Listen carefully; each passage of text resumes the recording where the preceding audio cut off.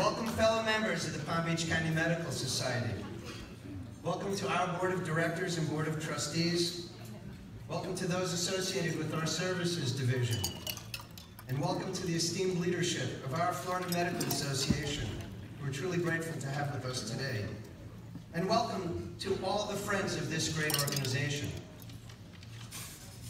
Tonight I take the torch, which has so carefully been handed to me.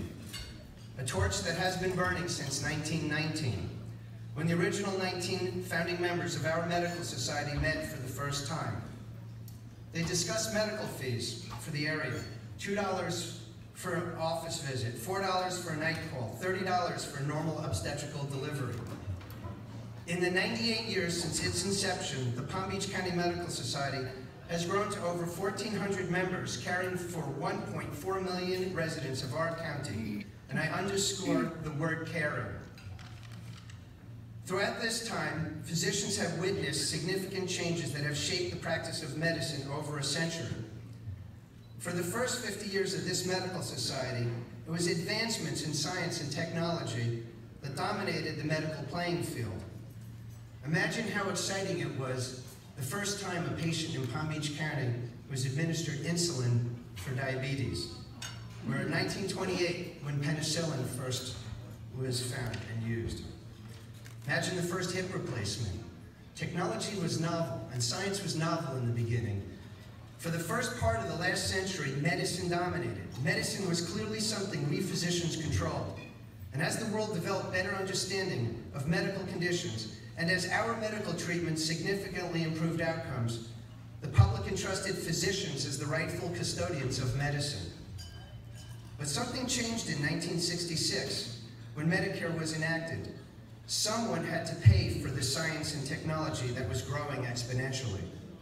For the next 50 years, medicine, which we controlled, would evolve into healthcare, which has become an entity which parallels but has come to overshadow medicine.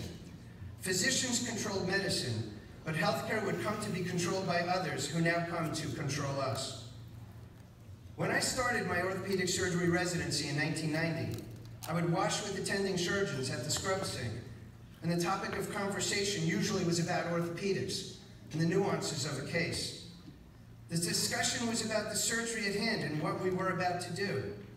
But by the end of my residency in 1995, the scrub sink conversation had degenerated to non-medical issues such as the emerging HMOs and all of the problems my attendings were having with the insurance companies. As long as I have been in medicine, we physicians have been adapting to a constantly evolving and ever-changing playing field with escalating degrees of stress and dissatisfaction. But we have adapted as a whole. The changes we are now about to face are different.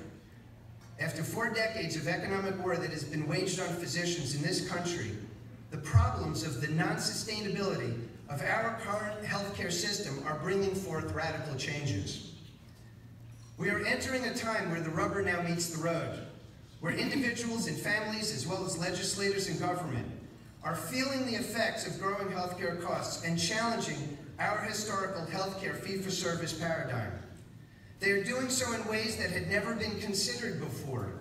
MIPS, or merit-based incentive payment system, alternative payment models, and quality payment programs seem to me like systems of allocating payment for jumping through hoops.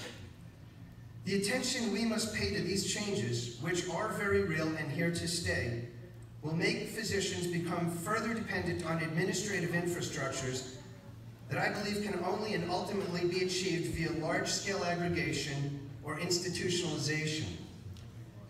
I inherit the leadership of this medical society at a critical time, when others are seeking to evolve healthcare in America in a direction that too frequently disregards physician input, that categorically undermines the tremendous role of the physician-patient relationship, and that places a higher value to data points in a medical record rather than the quality of the medical visit itself. The potential for physicians to be denigrated to the level of service technician by many of those that employ us in the future is probable. We physicians must embrace these changes positively and productively, but we must have a voice in shaping the process. The economic, legislative, and cultural forces that are now driving these changes are gaining immensity. Physician voices must therefore be heard in similar aggregation as well, through avenues such as our Palm Beach County Medical Society and our vital collaboration with the Florida Medical Association and the American Medical Association. We must speak out together and express a voice of medical reason as we continue to hold our profession to the highest of standards from inside and out. We must speak out, and we must be heard. We must not remain ambivalent, and we must not remain silent, feeling helpless as these changes will and do occur around us. Rabbi Cook, the head of the Jerusalem Rabbinate at the time of the British control of Palestine, said, "I don't speak because I have the power to speak. I speak because I don't have the power to remain silent." So who am I that speaks out? Well, the simplest answer to that is, I am my father's son. My earliest influence in medicine came from my father, who practiced obstetrics and gynecology for 40 years.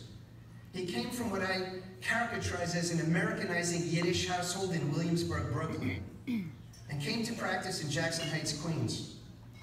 His patients were solid middle-class people, and I grew up watching him care for and respect them tremendously. Each patient was a real person with a real family, each with a story worth hearing.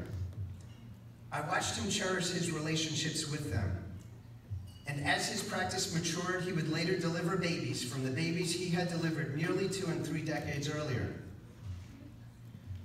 It was his definite, apparent love for what he did and his obvious sense of satisfaction from caring for others that motivated me to go into medicine. I am grateful for all that he has done to teach me how to love the people I am caring for. It is the ability to care about and care for others that I wish to preserve in medicine.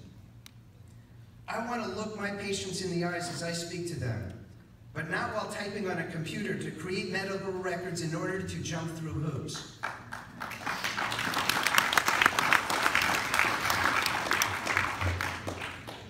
The next question is, will they listen if you speak out? Between college and medical school, I had the distinct privilege to spend a year with the 2-time Nobel Prize nominee Dr. Robert Guthrie, working on a research program screening suburban and rural children in New York State for lead poisoning and iron deficiency anemia. Dr. Guthrie is best known for developing a basic, inexpensive test for PKU, a treatable condition that causes crippling mental disability. If not diagnosed and treated at birth, with simple dietary restrictions. Dr. Guthrie was not considered for a Nobel Prize for the actual development of the test, but rather for his tenacious lobbying to get all 50 states to mandate newborn screening for such inborn errors of metabolism. His work and efforts would later save hundreds of thousands of lives and the families of those lives over the next half a century. It was this element of my exposure to Dr. Guthrie that was most influential. He taught me that some fights are worth fighting, and no one is too small to fight big fights. You can make them listen when your platform is righteous. After my work with Dr. Guthrie, I moved to Syracuse in 1985 to start medical school. I was 22 years old. I just happened to register to vote, only to be declined by the Onondaga County Board of Elections because of some ridiculous New York State statute that was being misapplied. It enabled the county to deny students from voting.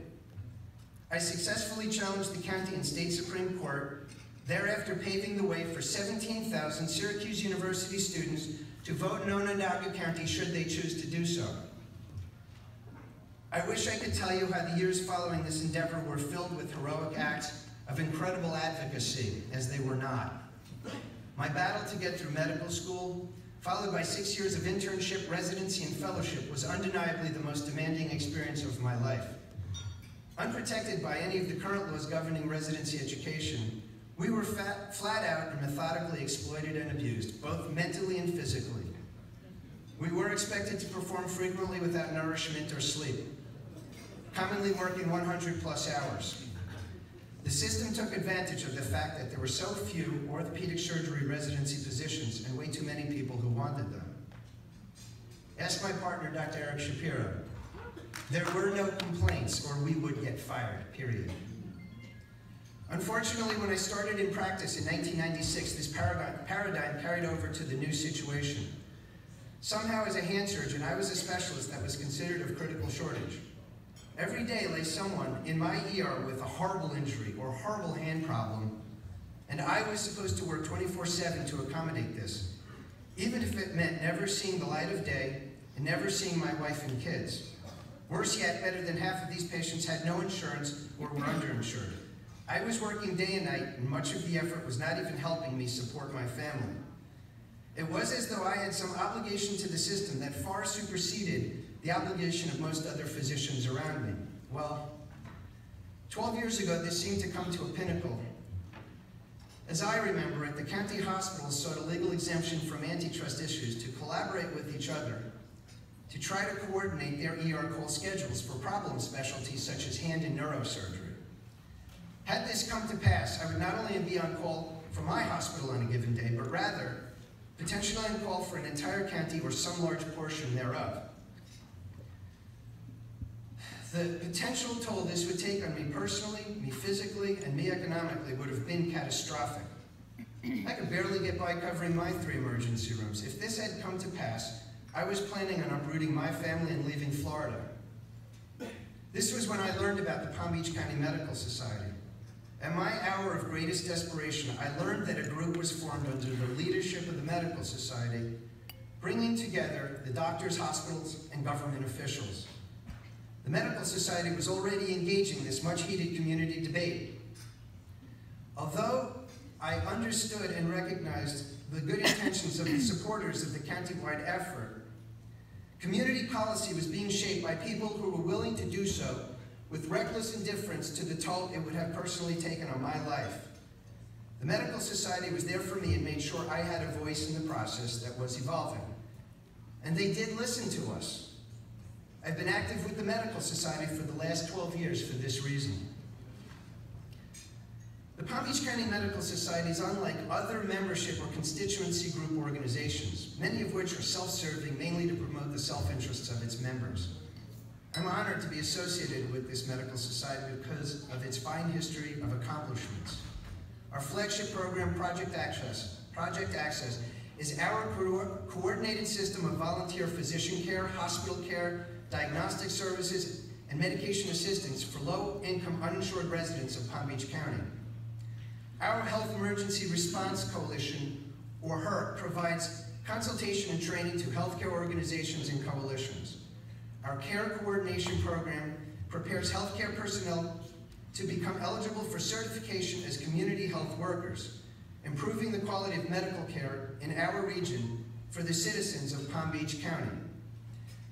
To further forge this commitment, our Physician Leadership Academy will, for the 2nd year, graduate the next generation of physicians with the tools they will need to have a stronger impact on the evolving healthcare of our community.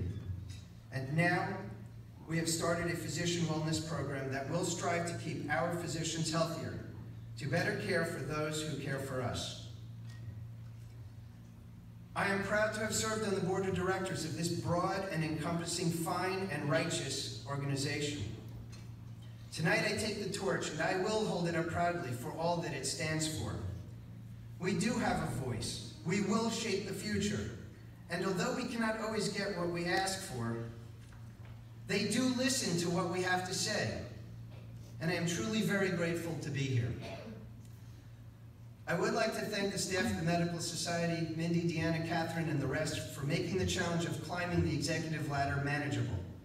And most notably to Tenna Wiles, our Executive Director Extraordinaire, for all of her expertise, support, and guidance. The success of this organization is testimony of her incredible abilities.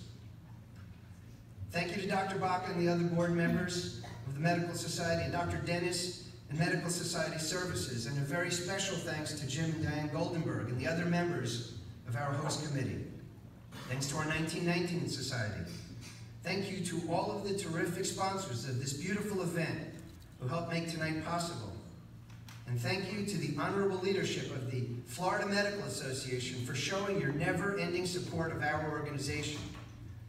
And specifically, thank you to my partners at Orthopedic Surgery Associates for being the best physicians I could ever hope to work with. Thank you to my parents, my children, Jamie, Jackie, Ryan, and now Danny, and to my close friends, Liz, Candy, and Mark, for helping keep me sane and sensible. And most notably, thank you to my wife, Julie, for enabling me to disappear to what sometimes seems like an endless array of meetings and events. Thank you for all that you do at home for us in my absence. So in conclusion, I thank you all for being with us here tonight to make this Starfish and Snowflake Gala the great success that it always is. May this event be the beginning of a fabulous holiday season filled with health, family, friends, and loved ones for all. Thank you all very, very much for being here.